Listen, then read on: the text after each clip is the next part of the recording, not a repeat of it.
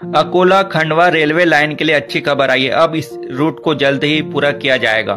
रतलाम खंडवा अकोला के beach metre gauge में बदलने का कार्य वर्ष 2008 से चल रहा है, लेकिन अळगाव हिवरखेड सोनाळा जामोद खाकनार खिकरी मार्गे तुकईथळ मध्ये या पुराण्या मार्गापाशी तुकईथळ येथे जोडला जाणार आहे। हा रोड आपल्याला हा रूट हिवरखेड सोनाळा जामोद उसरणी ठाकनार आणि खिकरी रत्नापूर गुरही असा खंडवा जाणार आहे।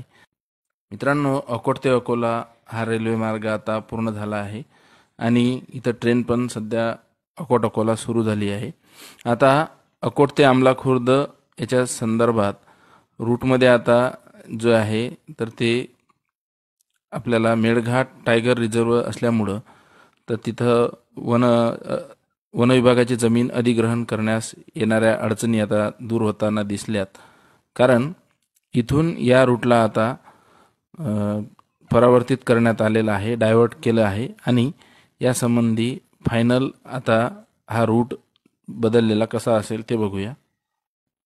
मित्रांनो, रेल्वे बोर्डाकडून, कारण की हा दक्षिण भारतासाठी मध्य प्रदेश आणि महाराष्ट्रामध्ये वन भूमी प्राप्त करण्यासाठी प्रस्ताव दिला आहे आणि यामध्ये मध्य प्रदेशातील 133 हेक्टर जमीन ही म्हणजे फॉरेस्टची असणार आहे आणि महाराष्ट्रामध्ये 18 हेक्टर जमीन ही म्हणजे फॉरेस्टची असणार आहे।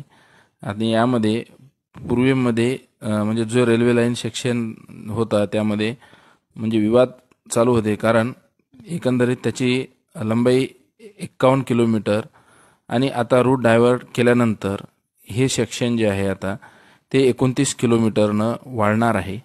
मित्रांनो, अकोला ते खंडवा अंतर आता 260 किलोमीटर होणार आहे, कारण जे गेज परिवर्तन आहे त्यासाठी आरक्षित वनक्षेत्राच्या ते आता तयार केलं जाईल, कारण अकोला ते खंडवा हे अंतर 29 किलोमीटरनं वाढणार। विद्यमान रेल्वे मार्ग 174 किलोमीटरचा होता, परंतु आता हा नवीन रेल्वे मार्ग 206 किलोमीटरचा असेल।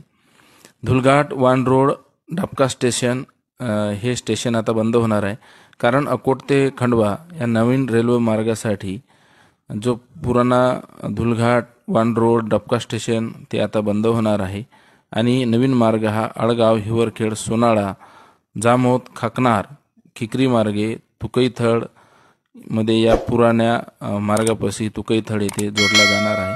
ही होती मित्रांनो अपडेट। आपल्याला व्हिडिओ आवडला चॅनलला सबस्क्राईब करा। धन्यवाद।